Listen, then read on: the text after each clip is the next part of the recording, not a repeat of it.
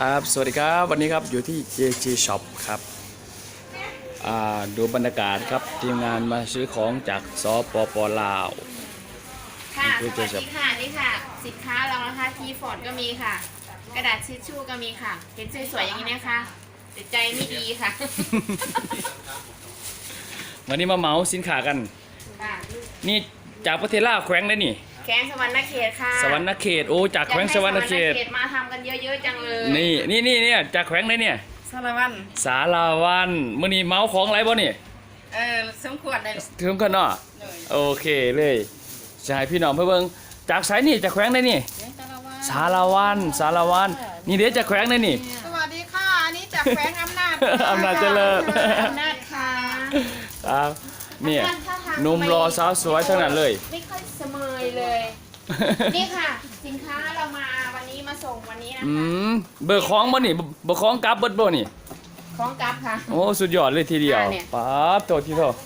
สินค้าเราค่ะนะของจริงค่ะ เห็นจริงด้วยค่ะ คนก็จริงค่ะ ขายดิบขายดีขนาดบ่ ใช่ แม่ของปิดหนึ่งโกมือนี้นะ โกว่าโอ้เยี่ยมเลยแม่เยี่ยมยอดสุดยอดเลยได้ อีกได้ด้วยค่ะ ไม่เป็นไร ของ เดี๋ยวนั่นได้ แทนนะจ๊ะ ได้ยังก็ได้อันนั้นไปรุ่นรถนำบ่นี่ รุ่นแล้ว รุ่นรถนำเลย มีได้เลยอันไหน อ่า ลูกปอง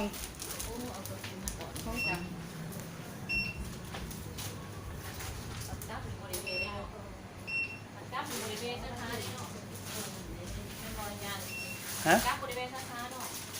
เอ้ากระสิบมาอยู่นี่พี่บอกได้ว่า จังหวะเด้อเพราะว่าลูกบ่ได้กลับนำลูกมีงานต่อกรุงเทพอีกเออ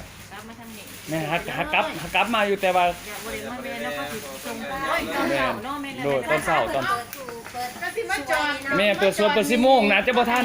ซื้อก้อนโหลดซื้อที่ไปโหลดก็ดี ห่วยบ่มาสาขาท่านนี่สิกลับจังได๋สิเดี๋ยวไปทิมไปไสซะน่ะ แต่เขาว่าเสร็จแล้ว เอาเป็นมุกให้เด็กเปิดที่บ่อใช่ไหม เขาหมายมาทั้งสาขาแต่ว่าสาขาบ่ทันเปิดบ้านให้อยู่นำเลยเด้อ เอาเมื่อได้มาเลยหมดแล้ว เอาเมื่อนำเลยเนาะขี้ข้านเมื่อยกับลูกกับหลานแล้วเดี๋ยวนี้เบื่อแล้ว เนี่ยชายทั้ง เอ้ย เขาไงสุดท้าย อาจารย์จันสมรนี่มาจากที่นี่ มาทางนี้อยู่ มาจากสปปลาว แขวงใด แขวงจำปาสัก โอ้นี่จำปาสักโอ้มาจากปากซองมื้อนี้พอมาเหมายังมื้อนี้ อ๋อพ่อมาพิษโก ที่โกนบ่พ่อโอ้ข้างหลังแม่นบ่นี่สินค้าพอบ่นี่ แมนแมน โอ้สุดยอดเลยทีเดียวคนเมื่อหลายๆนี่ โอ้ต้องเป็นห่วงเลย เมื่อวานก็มาเอา มาจากไสนี่ มาจากสปปลาว แขวง แขวงจำปาเซกอง ใช่ก็ลืมแขวงเจ้าของเอง